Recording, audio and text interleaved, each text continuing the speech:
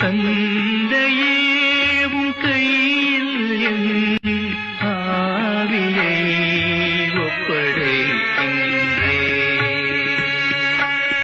ஆண்டவரே, உம்மிடம் அடைக்கலம் புகுகிறேன். நான் ஒரு நாளும் ஏமாற்றமடைய விடாதேயும். உம்முடைய நீதியின்படி என்னை விடுவித்தருளும்.